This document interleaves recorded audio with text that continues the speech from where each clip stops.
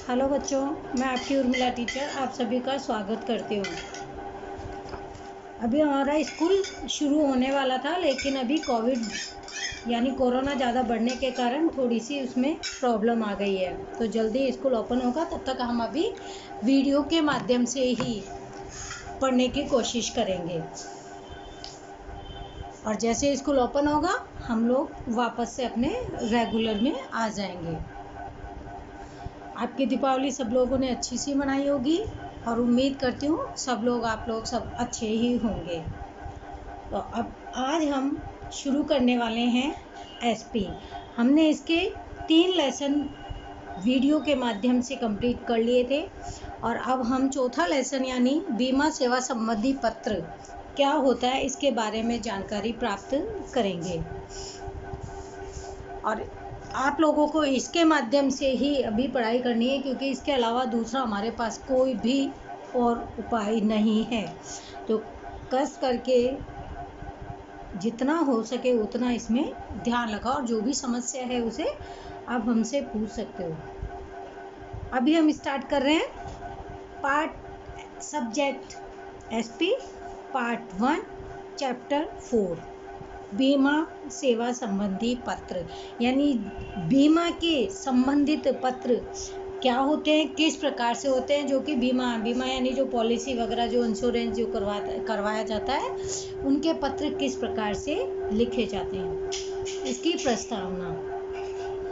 नियति कई बार हमारे समक्ष अनपेक्षित प्रश्न लाके खड़ी कर देती है, यानी हमारे दिमाग में कई प्रकार के जो प्रश्न हम सोचते ही नहीं है, जिसका हमको लगता ही नहीं है कि हमारे पास ये कोई कुछ समस्या आ सकती है, लेकिन नियति है, ये समय है तो कभी भी कोई भी समस्या खड़ी हो जाती है। जैसे कि आप लोगों ने कभी सोचा था कि जैसे कोरोना वगैरह जैसा कुछ आएगा भी, मगर ये नियति है ऐसी कि ऐसा सवाल खड़ा हो गया कि हमारे स्कूल कब खुलेंगे, कब ये कोरोना ख़त्म होगा, यानी ये समस्या कभी भी खड़ी हो सकती है। अनायास ऐसी घटनाओं का सृजन हो जाता है। अब ये ऐसी कई घटनाएं ऐसी हो जाती है, अपने आप ही हो जाती है और बढ़ती रहती है, जिससे हमें निजी तौर पर और आपत्तजनों के लिए संपत्ति तथा अस्क्यामतों का सुरक्षा कवच तैयार करने की अति आवश्यकता पड़ती है। अब कई बार क्या होता है कि ऐसी अचानक कोई समस्या ऐसी खड़ी हो जाती है जिसका सामना हम किस प्रकार से करें। अब उनकी सुरक्षा करने की हमारी जिम्मेदारी होती है, आवश्यकता भी पड़ती है। हम कैसे इनका ध्यान रखें, किस प्रकार से रखें, यानी कि जिससे कि उनकी सुरक्षा की जा सके। अभी मान लीजिए कोरोना के टाइम में भी काफ़ी लोग इतने परेशान हुए कि ना तो उनके पास कोई कमाई का साधन रहा और ना वो इधर उधर अपने देश में जा सकते हैं। उसके बाद में कुछ समय बाद में ऐसा हुआ था कि उनको परमिशन मिली थी, लेकिन उनके सामने सबसे बड़ी समस्या ये थी। अब ये धीरे धीरे जैसे ही व्यापार व्यवसाय जब शुरू होने लगा तो वापस से फिर से ये नई समस्या आ गई, फिर से हो गया कि कोरोना बढ़ने लग गया है, इसकी रिपोर्टें ज़्यादा आने लग गई है। तो इन सब के लिए हमें क्या करना है, इनके कारणों से हमें अपनी और अपने निजी लोगों की सुरक्षा करने की आवश्यकता पड़ती है, यानी हम किस प्रकार से अपनी और अपने लोगों की समस्याओं को दूर करें। दुर्घटना, बीमारी, मृत्यु, धंधे में हानि, संपत्ति पर प्राकृतिक या मानव सर्जित आपदा एवं आपत्ति से बर्बादी इत्यादि उदासीन घटनाओं की भविष्यवाणी करना भी कठिन होता है। ये किसी ने पहले कभी करी थी भविष्यवाणी कि आने वाले समय में यानी 2020 हमारा पूरा साल ही खराब होगा, क्योंकि इसके बारे में किसी को कुछ मालूम ही नहीं होता, ये अचानक खड़ी होती है। अब दुर्घटना है, किसको क्या मालूम कि रास्ते में जा रहा है उसकी दुर्घटना हो जाएगी। बीमारी भी अचानक आती है, अभी कोरोना बीमारी सब लोग ठीक है, पता चल रहा है कि किसी के घर में हल्की फुल्की उसके खांसी जुकाम है और वो बीमार हो गया है। मृत्यु भी अचानक आ जाती है। धंधे में हानि, उसका सबसे बड़ा एग्जाम्पल आप लोगों के सबके सामने ही है। और वैसे भी हम लोग जब भी कोई धंधा करते हैं तो ये सोच के नहीं करते कि हमें इसमें हानि होगी, हम धंधा ये सोच कर करते हैं कि हमें अधिक से अधिक लाभ किस प्रकार से मिलेगा, और यही सोच कर हम लोग ये काम करते हैं। फिर है संपत्ति पर प्राकृतिक या मानव। अब जो हमारी संपत्ति है उसमें आप जैसे प्राकृतिक, जैसे भूकंप, बाढ़, कभी भी आ सकती है, इसका भी हमें कोई अंदाजा नहीं होता। या फिर मानव मनुष्य के द्वारा लगाई गई, जैसे हड़ताल वगैरह कर लेते हैं, आगजनी कर देते हैं, पत्थरबाजी कर देते हैं, लूटपाट कर लेते हैं, इन सब की बर्बादी का भी इन सब जो भी लोग करते हैं, इन सब की हम पहले से कोई भी भविष्यवाणी नहीं कर सकते कि कब क्या होने वाला है। इसीलिए इन सब के लिए पूर्व विचार करना आवश्यक है।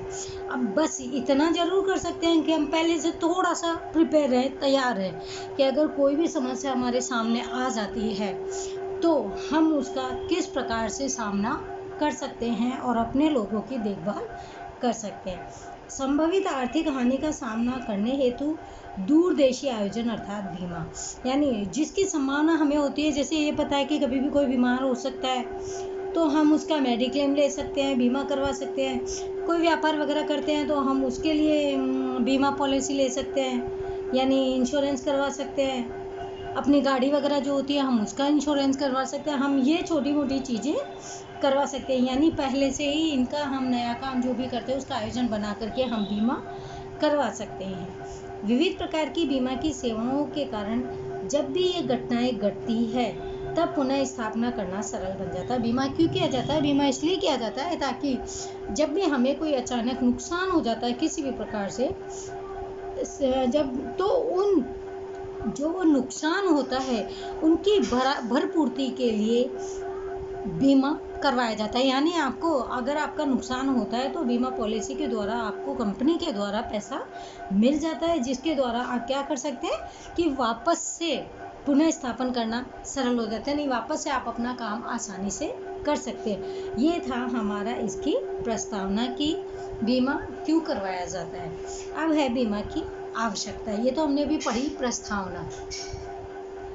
जीवन के दौरान मनुष्य के द्वारा की जाने वाली विविध प्रवृत्तियों में बहुत से खतरे रहते हैं। अब हमारा जीवन है, हम जो भी काम करते हैं उस जीवन में काफ़ी सारे खतरे दिखाई देते हैं और कई बार दिखाई नहीं भी देते हैं, लेकिन मनुष्य ही एक ऐसा जीवन प्राणी है जिसके जीवन में बहुत सारी समस्याएं खड़ी रहती है। बाजार में बिक्री हेतु दुकानों में माल सामान का संग्रह होता है।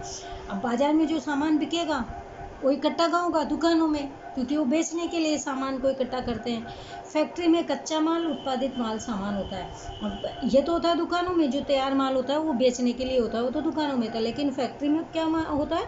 जो कच्चा माल होता है, जो कच्चा माल के द्वारा मतलब वस्तुओं को तैयार की जाती है, तो वो सारा सामान कच्चा माल कहाँ रहता है? फैक्ट्री में रहता है। ये माल सामान ट्रेन, ट्रक, जहाज द्वारा या परिवहन के अन्य माध्यमों को द्वारा एक स्थान से दूसरे स्थान पर भेजा जाता है। अब जो माल है यानी कच्चा माल है वो भी फैक्ट्रियों में कैसे आएगा? किसी न किसी वाहन के द्वारा आया जाएगा, या फिर जब तैयार माल हो जाता है तो वो भी किसी न किसी वाहन के द्वारा ही भेजा जाता है, जिसमें चोरी, लूटपाट का भय, प्राकृतिक या मानव सर्जित आपदाएं रहती है। अब जो भी सामान एक दूसरे स्थान पर जब भी भेजेंगे, एक स्थान से दूसरे स्थान पर जो वाहनों के माध्यम से भेजा जाएगा, उसमें हमेशा एक डर बना रहता है कि कहीं रास्ते में नुकसान नहीं हो जाए, चोरी नहीं हो, लूटपाट नहीं हो जाए, या कोई दुर्घटना नहीं हो जाए, या कोई मनुष्य के द्वारा आग नहीं लगा दी जाए। ये सारी समस्याएं हर एक इंसान के मन में रहती है जो ये व्यापार करता है, जिससे हानि होने का जोखिम रहता है। अब ये सब चीज़ें अगर हो जाती है, लूटपाट, भय, प्राकृतिक, अभी चल रहे, मान लीजिए कि अगर उनको वाटर प्रूफ की ज़रूरत है, किसी सामान को नहीं करवाया गया तो बारिश का ही डर रहता है कि बारिश में हमारा सामान खराब हो जाएगा, जिससे क्या रहता है? हानि होने का यानी नुकसान होने की जोखिम हमेशा बनी रहती है। परिवहन के दौरान दुर्घटना या अन्य कारणों से माल सामान को जो नुकसान होने की संभावना रहती है, क्योंकि जब परिवहन के माध्यम से जा रहा है, अब उसमें नुकसान होने का तो डर रहता ही है कि हमारा सामान जा रहा है तो कोई नुकसान नहीं हो जाए। जब तक कि वहाँ जिस स्थान पर भेजना है वहाँ सुरक्षित नहीं पहुँच जाता, तब तक व्यापारी को डर लगा रहता है। धंधा व्यापार की प्रक्रिया संभालने वाले मनुष्य के जीवन में भी बीमारी, दुर्घटना और अकाल मृत्यु का भय हमेशा सताता ही रहता है।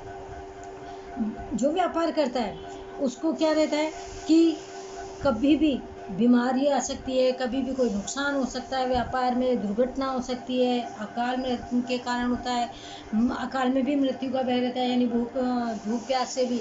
ये सारी समस्याएं उसे हमेशा सताती रहती है, यानी परेशान करती रहती है।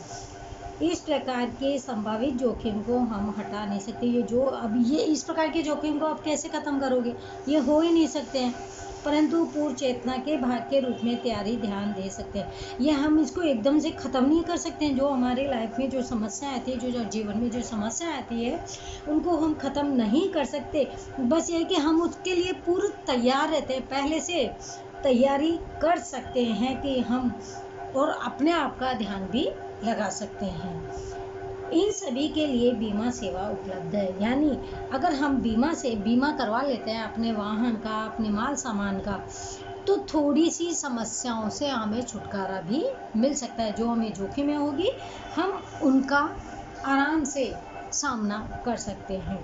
यदि पहले से ही बीमा का आयोजन करें, पहले से ही अगर सोच लिया जाए कि बीमा करवा लिया जाएगा ताकि हमें कोई नुकसान होगा तो उसकी भरपूर्ति भी हम कर सकते हैं। तो ऐसे संभावित आपदा यानी जो भी समस्याएं आती है, जोखिमें होती है, उनसे सुरक्षा प्राप्त करने की व्यवस्था हम कर सकते हैं। यानी हम उसके लिए अलर्ट रहते हैं, तैयार रहते हैं, अगर हमने बीमा कराया हो तो। प्रवर्तमान, इसीलिए ना सभी व्यापारियों को, या जैसे किसी भी तरीके के व्यापारी ही नहीं, जैसे हम वाहन वगैरह लेते हैं, नया मकान वगैरह लेते हैं, तो हमें इंश्योरेंस करवा ही लेना चाहिए। जिससे क्या होता है कि हमें आने वाले जो भी समस्या हमारे सामने आएगी, हमें उससे कुछ सुरक्षा प्राप्त हो सकती है। प्रवर्तमान युग में मनुष्य के जीवन में प्रवृत्तियों का विस्तार हुआ। यानी जो ये वर्तमान युग है, प्रवर्तमान अभी का जो युग है, इसमें मनुष्य के जीवन में क्या होता है कि काफ़ी प्रवृत्तियाँ होती है, काफ़ी काम करना। मनुष्य का इतना अच्छा दिमाग हो गया कि नए नए काम करने की वो सोचता रहता है, जिससे बीमा सेवाओं से मांग के अनुसार आमूल परिवर्तन भी हो रहे हैं। और इसके कारण क्या है, लोगों की सोच जब बदल रही है, काम करने के तरीके जब बदल रहे हैं, तो बीमा सेवाओं के यानी लोग बीमा भी बहुत करवा रहे हैं, इंश्योरेंस भी काफ़ी मात्रा में करवा रहे हैं, उसकी भी मांग बहुत बढ़ रही है। क्योंकि कोई भी हो अपनी जोखिमों का सामना करने के लिए, जब उनके पास कुछ नहीं होता तो उनको ये हिम्मत तो रहती है कि हमने इंश्योरेंस करवा रखा है, उनको ये कुछ डर उनका हद तक ख़त्म हो जाता है। अब किसी भी बात के संबंध में बीमा करार का विषय बन चुका है। आधुनिक युग में आर्थिक व्यवस्था की बढ़ती जटिलता और मनुष्य के अपने कौशल के लिए बढ़ते जोखिम के कारण जिसका बीमा किया जा सके, ऐसी बातों की संख्या और उनका विस्तार भी बढ़ रहा है। लोगों की संख्या किसमें बढ़ रही है? अधिक से अधिक लोग बीमा करवाने में लगे हुए हैं, क्योंकि मनुष्य के थोड़ा सा जब ज़्यादा काम करने लगता है तो उसका माइंड भी डेवलप होता है, यानी वो भी अपनी बुद्धि को काम में लेता है और निश्चिंत होकर अपने व्यापार व्यवसाय को बढ़ाने लग रहा है। जैसे कि गायक अब अपनी आवाज़ का बीमा ले सकते हैं, क्योंकि अगर वो गायक है तो उनका काम क्या है? गाना है। अगर गाते गाते, जब उनका लाइफ में यही काम है, गाते गाते उनकी आवाज़ गला किसी कारण से ख़राब हो जाता है, तो उसका वो पहले से ही इंश्योरेंस ले लेते हैं, ताकि अगर गाना गाते वक्त अगर उनकी कोई प्रॉब्लम हो जाती है तो उन्हें जो बीमा लिया गया है, उनकी पॉलिसी यानी उनके पैसे उन्हें प्राप्त हो सकते हैं, क्योंकि बाद में तो गा नहीं सकते, इसीलिए उन्हें पैसा मिल जाएगा। नृत्यकार उनके पैर का बीमा ले सकते हैं। अब डांसर है, उसका काम ही है, उसकी रोजी रोटी उससे चलती है, तो अगर उसके पैर में डांस करते हुए, नृत्य करते हुए अगर चोट लग जाती है कि लाइफ टाइम वो फिर कुछ कर ही नहीं सकता है, तो वो उसका भी बीमा ले सकता है, जिससे जब उसके गाने अथवा नृत्य कौशल दुर्घटना से बंद हो जाए, यानी किसी कारणवश नृत्यकार के पैर में प्रॉब्लम हो जाए या गायक के गले में कुछ खराबी हो जाए, समस्या हो जाए, जिससे वो दोनों अपना काम नहीं कर सके, तो वो इसके लिए बीमा कंपनी उनके द्वारा लिए गए बीमे की राशि को चुकाती है, क्योंकि उन्होंने क्या किया हुआ है? बीमा लिया हुआ है। इसीलिए प्रवर्तमान समय में बीमा सेवा एक महत्वपूर्ण भूमिका अदा करती है। ऐसे समय में जब वो व्यक्ति कुछ ही नहीं कर सकता है, तो उस समय में उनका जो बीमा लिया हुआ है वो उनकी सुरक्षा करती है, उनकी मदद करती है। बीमा सेवा एक ऐसी व्यवस्था है जिसके द्वारा दुर्घटना से होने वाली हानि के समक्ष क्षतिपूर्ति मिल जाती है। यानी बीमा क्यों कराया जाता है? यानी किसी भी दुर्घटना में, मान लीजिए कोई सी भी दुर्घटना हो, उसमें जो हानि होती है उस हानि की पूर्ति के लिए, यानी जो हानि होती है, जो नुकसान होता है, उसकी पूर्ति के लिए बीमा सेवा होती है। यानी बीमा के द्वारा उसमें पैसे प्राप्त होते हैं। उसके अनुसार बीमा लेने वाला व्यक्ति संस्था को बीमा धारक कहा जाता है। यानी जिस व्यक्ति ने बीमा लिया है जिस कंपनी में, उसे उस संस्था का बीमा धारक कहा जाता है। जिस कंपनी से उसने इंश्योरेंस लिया, बीमा लिया, उस कंपनी का। बीमा सेवा देने वाली कंपनी संस्था को बीमा देने वाला कहा जाता है। यानी बीमा लेने वाला बीमा धारक और बीमा देने वाला कंपनी धारक, यानी संस्था को बीमा देने वाला कहा जाता है। बीमा सेवा को उसकी प्राथमिक लाक्षणिकताओं की दृष्टि से विचार करें तो समझेंगे कि यह एक ऐसी प्रक्रिया है जिसमें बीमा धारक जोखिम की गंभीरता का अनुमान करके बीमा लेते हैं। यानी बीमा कब लिया जाता है? जब उसको लगता है कि आने वाले समय में हमें इतना बड़ा नुकसान हो सकता है, यानी अनुमान है, तो उसके अनुसार ही वो बीमा पॉलिसी करवाता है और बीमा लेने का हकदार होता है। कुछ ऐसी प्रकार की पॉलिसी में अपने हानि सहन करने वाले और कुछ पॉलिसी में उनके वारिसदारों को मुआवजा मिलता है। यानी कई ऐसी बीमा पॉलिसी है जिसमें या तो उनके जो नुकसान होता है उस नुकसान के अनुसार पैसे मिलते हैं, या फिर अगर उनके मान लीजिए मृत्यु वगैरह हो जाती है तो उसमें उनको जो नॉमिनेट किया होता है, यानी उनके जो वारिसदार होते हैं, उनको फिर उसका मुआवजा यानी लाभ मिलता है। वास्तव में प्रत्येक बीमा धारक को बीमा सेवा के भाग रूप में उनके द्वारा खरीदी गई पॉलिसी के लिए दावा करने की आवश्यकता उत्पन्न नहीं होती। क्यों नहीं होती? क्योंकि ये जो बीमा धारक है, जो बीमा करवाया जाता है, वो पहले से ही सब तरीकों को ध्यान में रख कर के पूरे फॉर्मेलिटीज़ पूरी करने के बाद ही बीमा लिया जाता है। यानी उनकी जांच पड़ताल पहले से ही कर ली जाती है। इसीलिए बाद में उनके लिए ऐसा कुछ भी नहीं होता कि हमने बीमा पॉलिसी खरीदी है और हमें इसका पैसा नहीं मिल रहा है, ऐसी समस्या उत्पन्न ही नहीं होती है।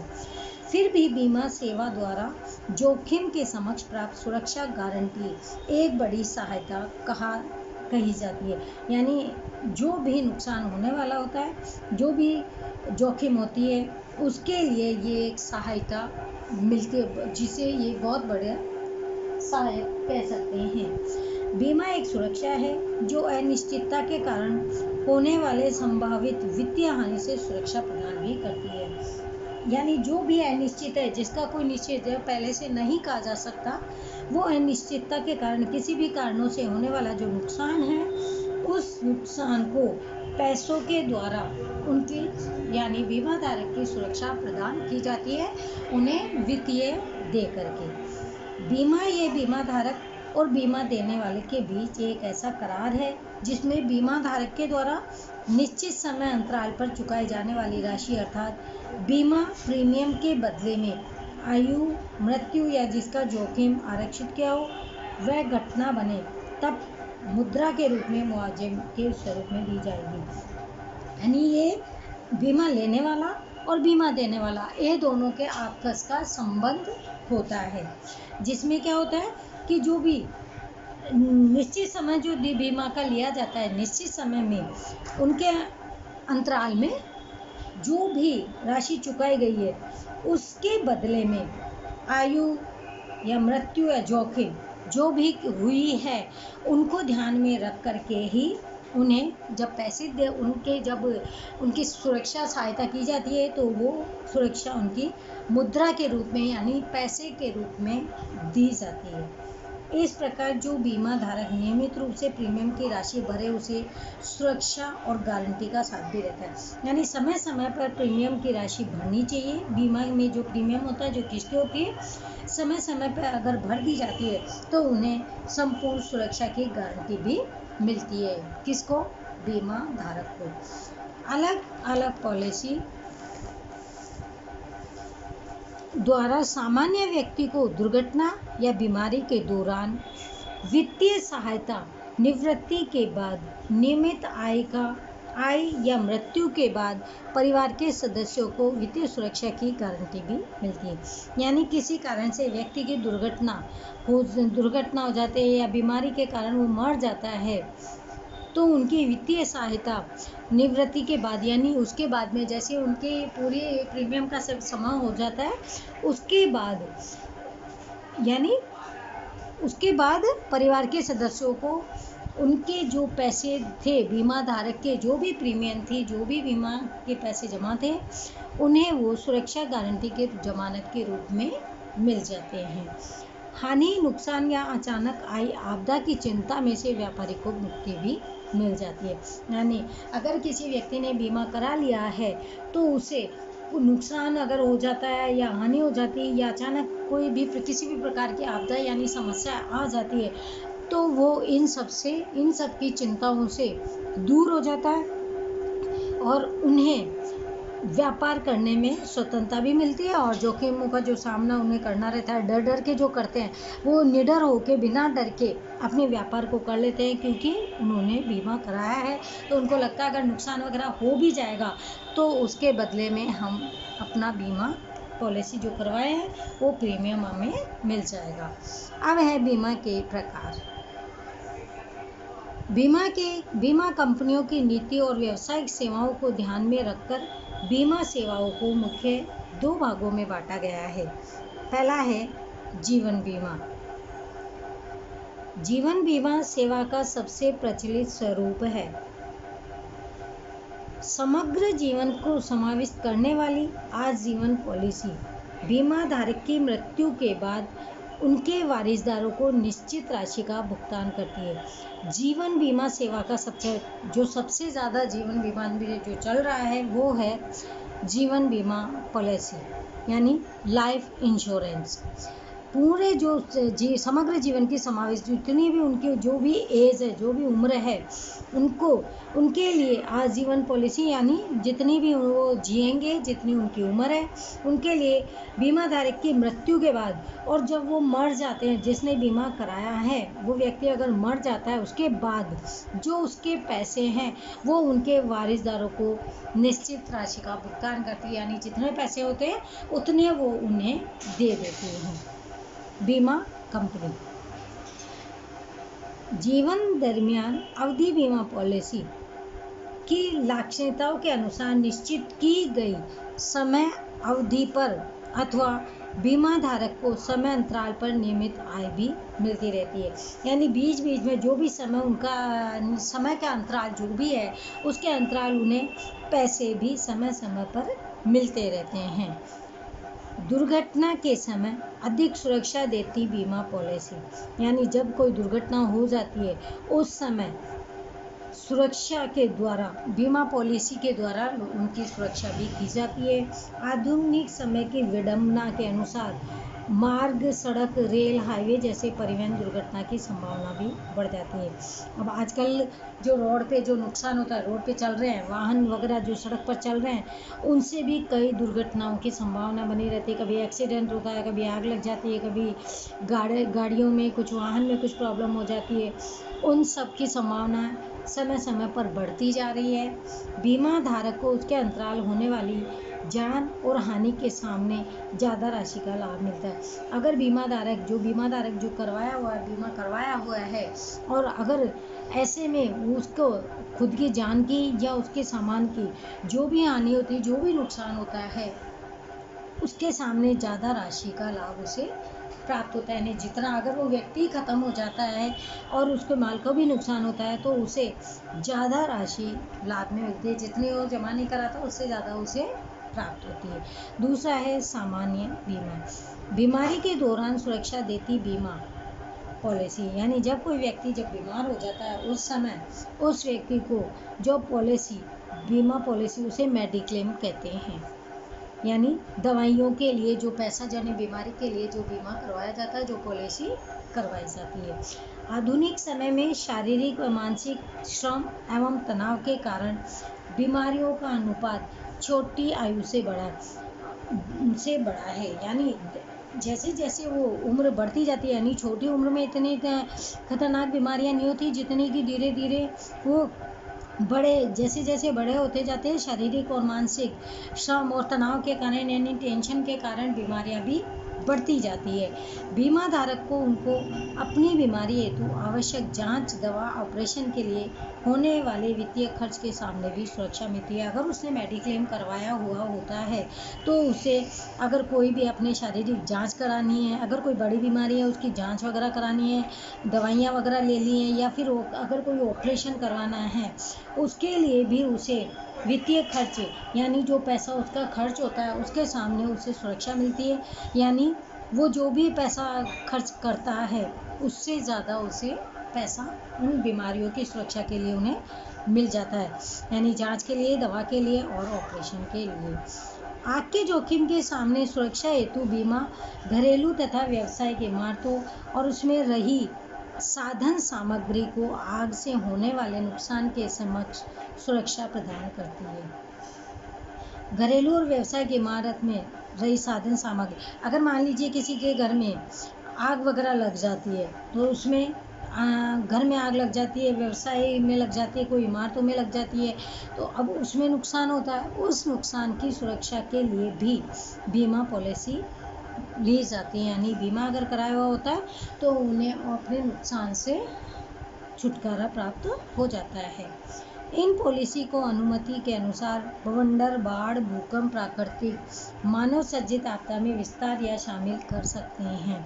अगर भूकंप आ गया, मान लीजिए किसी की इमारत टूट जाती है या बाढ़ से बह जाते हैं, लोग बह जाते हैं, उनका वाहन या व्यवसाय में कुछ नुकसान हो जाता है, तो इन सब समस्याओं से जब व्यक्ति के सामने जब ये सारी समस्याएं खड़ी हो जाती है तब ये अगर बीमा कराया हुआ होता है तो उन्हें वित्तीय रूप से यानी मुद्रा के द्वारा उनकी समस्याओं को दूर किया जा सकता है। अब है समुद्री व्यापार का बीमा। इस बीमे के अंतराल जहाज में रखे माल सामान, चालक दल, यात्री तथा मालिक की जिम्मेदारी का समावेश भी होता है। यानी जो भी जहाज में है, अब जहाज में अगर सामान जाता है तो माल सामान का तो रहता ही है, मगर जो चलाने वाले हैं, जो लोग उसमें बैठे हुए हैं, यात्री है, मालिक है, इन सब की जिम्मेदारियों का समावेश भी होता है। अगर समुद्र व्यापार का बीमा कराया हुआ होता है तो वह आग, आंधी, तूफान या अन्य समुद्री खतरों के सामने सुरक्षा प्रदान करता है। त्राहित पक्ष को होने वाले नुकसान को भी इसमें शामिल किया जाता है। परिवहन, त्राहित यानी सामने वाला जो व्यक्ति है उसका अगर कोई नुकसान होता है तो उसका भी मुआवजा इन्हें देना पड़ता है। परिवहन से संबंधित जोखिम का बीमा, कार, ट्रक, मोटरसाइकिल जैसे वाहनों की चोरी या उसकी हानि समक्ष सुरक्षा प्रदान की जाती है। अगर किसी के पास परिवहन का साधन है, जीवन बीमा जोखिमों का, तो उसमें कार, ट्रक, मोटरसाइकिल जैसी अगर किसी ने नए नए लिया और अगर उसने इंश्योरेंस करवा लिया और फिर चोरी हो जाती है तो उन्हें उनकी हानि का मुआवजा प्राप्त हो जाता है। चोरी, लूटपाट के जोखिम के सामने का बीमा, बीमा से आरक्षित तदुपरांत फसल का बीमा, पशुओं का बीमा, जमानत, गारंटी से जोखिमों का बीमा इत्यादि बीमा सेवाएं उपलब्ध करवाती है। ये इन सब के अगर पशुओं हो या कोई फसल, किसान है, फसलें नष्ट हो जाती है तो इन सब का अगर बीमा लिया हुआ होता है तो किसानों को भी, या जैसे पशु वगैरह का भी अगर मर जाते हैं तो उन सब का भी बीमा करवाया जाता है और इनके द्वारा उन्हें वित्तीय मुद्रा के द्वारा उनको पैसा मिल जाता है। इस प्रकार बीमा सेवा ये क्षति की पूर्ति के सिद्धांत पर रचा गया गठन है, जिसमें पहले से योग्य पॉलिसी की खरीदी कर नियमित प्रीमियम भरकर स्वीकार किया जाता है। निश्चित प्रीमियम भरने के बाद बीमा धारक को बड़ी चिंता से मुक्ति मिल जाती है। अगर कोई व्यक्ति पहले से ही अगर ये सब चीज़ें बीमा करवा लेता है तो उन्हें इन समस्याओं का सामना नहीं करना पड़ता, क्योंकि जब उनके सामने जो समस्या आती है उन सब से इन्हें अगर बीमा करवा लिया जाता है तो वो अपनी समस्याओं का समाधान इनके माध्यम से कर सकते हैं। तो आज हमने पढ़ा बीमा सेवा संबंधी पत्र कि बीमा क्यों आवश्यक है और बीमा के क्या प्रकार है? तो बीमा की 3 प्रकार है, जीवन बीमा, सामान्य बीमा और समुद्री बीमा। और बीमा अगर करवा लिया जाता है तो सभी की इसमें जो भी उनको जोखिमों का सामना करना पड़ता है उन जोखिमों से उन्हें छुटकारा भी मिल जाता है। इसीलिए जोखिम बीमा करवाना आवश्यक है। यानी व्यापारी लोग अगर बीमा करवा लेते हैं, घर गृहस्थी वाले, तो उन्हें इन समस्याओं का सामना नहीं करना पड़ता। तो आज का चैप्टर हम यहीं पे रोकते हैं, आगे का हम कंटिन्यू करेंगे आने वाले समय में, यानी कल हम पढ़ेंगे बीमा के नमूने के पत्र। यानी बीमा जब करवाया जाता है तो उसमें किस प्रकार के पत्र लिखे जाते हैं। अब आप लोग ये सब पढ़ लेना और जो नहीं समझ में आए वो पूछ लेना। थैंक यू एवरीवन, बाय बच्चों।